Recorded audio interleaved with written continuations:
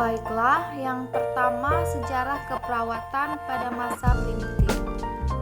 Sejarah dan perkembangan keperawatan jiwa di dunia diawali pada zaman purbakala atau primitive culture, sampai pada munculnya Florence Nightingale sebagai pelopor keperawatan yang berasal dari Inggris.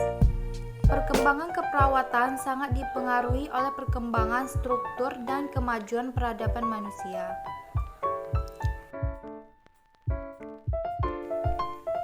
Zaman purbakala atau primitive culture, manusia diciptakan memiliki naluri yang merawat diri atau tercermin pada seorang ibu. Harapan pada awal perkembangan keperawatan adalah perawat harus memiliki naluri keibuan atau mother instinct. Dari masa mother instinct kemudian bergeser ke zaman di mana orang masih percaya pada suatu tentang adanya kekuatan mistik yang dapat mempengaruhi kehidupan manusia. Kepercayaan ini dikenal dengan namanya animisme. Mereka meyakini bahwa sakitnya seseorang disebabkan karena kekuatan alam atau pengaruh gaib seperti batu-batuan, pohon-pohonan besar, dan gunung-gunung tinggi. Kemudian dilanjutkan dengan kepercayaan pada dewa-dewa, di mana pada masa itu mereka menganggap bahwa penyakit disebabkan karena kemarahan dewa, sehingga kuil-kuil didirikan sebagai tempat pemujaan dan orang yang sakit meminta kesembuhan di kuil tersebut.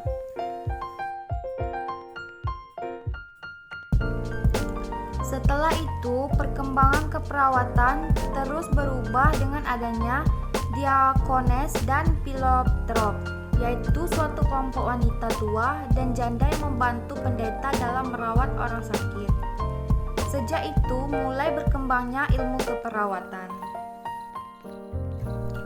Selanjutnya telah masuk pada zaman perkembangan. Zaman keagamaan, perkembangan keperawatan mulai bergeser ke arah spiritual, di mana seseorang yang sakit dapat disebabkan karena adanya dosa atau kutukan Tuhan. Pusat perawatan adalah tempat-tempat ibadah, sehingga pada waktu itu pemimpin agama disebut sebagai tabib yang mengobati pasien. Perawat dianggap sebagai budak dan yang hanya membantu dan bekerja atas perintah pimpinan agama. Selanjutnya, perkembangan perawat pada abad ke-20. Pada masa ini, struktur dan organisasi masyarakat berubah dari agama menjadi kekuasaan, yaitu perang, eksplorasi kekayaan, dan semangat kolonial. Gereja dan tempat-tempat ibadah ditutup, padahal tempat ini digunakan oleh orde-orde agama untuk merawat orang sakit. Dengan adanya perubahan ini, sebagian dampak negatifnya bagi keperawatan adalah berkurangnya tenaga perawat. Untuk memenuhi kekurangan perawat, bekas wanita tunasusila yang sudah terobati bekerja sebagai perawat. Dampak positif pada masa ini, dengan adanya perang salib, untuk menolong korban perang dibutuhkan banyak tenaga sukarela sebagai perawat. Mereka berdiri dari orde-orde agama, wanita-wanita yang mengikuti suami berperang, dan tentara atau pria yang bertugas rangkap sebagai perawat, pengasuh perang salib terhadap keperawatan. Baiklah, terima kasih. Sekian penyampaian saya tentang sejarah keperawatan dan teori Peplau.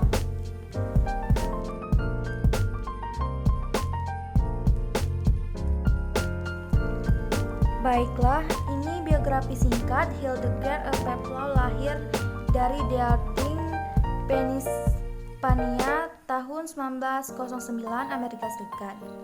Dikenal sebagai pionir keperawatan jiwa yang berkarir lebih dari 7 dekade. Latar belakang pekerjaannya yaitu sebagai perawat jiwa.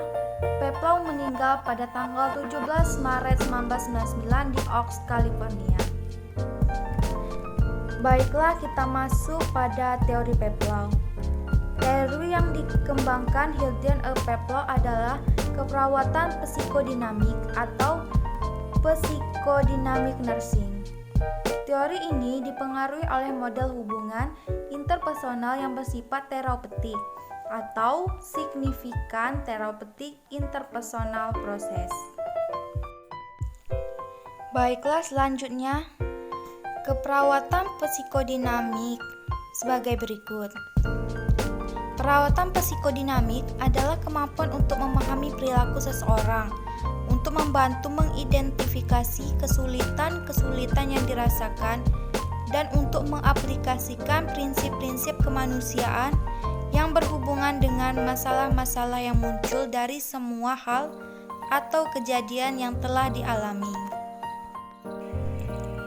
Baiklah, selanjutnya, teori Hildegard Pavlov berfokus pada individu, perawat, dan proses integratif. Pavlov yang menghasilkan hubungan antara perawat dan klien. Berdasarkan teori ini, klien adalah individu dengan kebutuhan perasaan dan keperawatan adalah proses interpersonal dan terapeutik. Tujuan keperawatan adalah untuk mendidik klien dan keluarga untuk membantu klien mencapai kematangan perkembangan pribadi. Oleh sebab itu, perawat berupaya mengembangkan hubungan antara perawat dan klien, di mana perawat bertugas sebagai narasumber, konselor, dan wali. Selanjutnya, Pavlov menerbitkan buku Interpersonal Relation in Nursing pada tahun 1952. Artikel-artikel di majalah-majalah profesional dan topik konsep-konsep interpersonal sampai pada isu-isu keperawatan yang terbaru. Dan selanjutnya, Pavlov mengembangkan teori keperawatan yang dikenal psikodinamik nursing. Untuk Pavlov ini memiliki kelebihan dan kekurangan dalam teorinya. Untuk kelebihannya, pertama, dapat meningkatkan kejiwaan pasien untuk lebih baik. Yang kedua, dapat menurunkan kecemasan klien dan teori keperawatan. Ketiga, dapat memberikan asuhan keperawatan yang lebih baik. Keempat, dapat mendorong pasien untuk lebih mandiri lagi. Selanjutnya, kekurangan dari teori Pavlov ini kurangnya penekanan pada health promotion dan pemeliharaan kesehatan, dinamika intrakeluarga, pertimbangan ruang individu, serta pelayanan sumber daya sosial komunitas atau masyarakat juga kurang diperhatikan. Teori Pavlov ini dapat digunakan untuk pasien yang tidak bisa mengekspresikan kebutuhannya. Nah, itulah tadi penyampaian saya tentang sekilas teori Pavlov.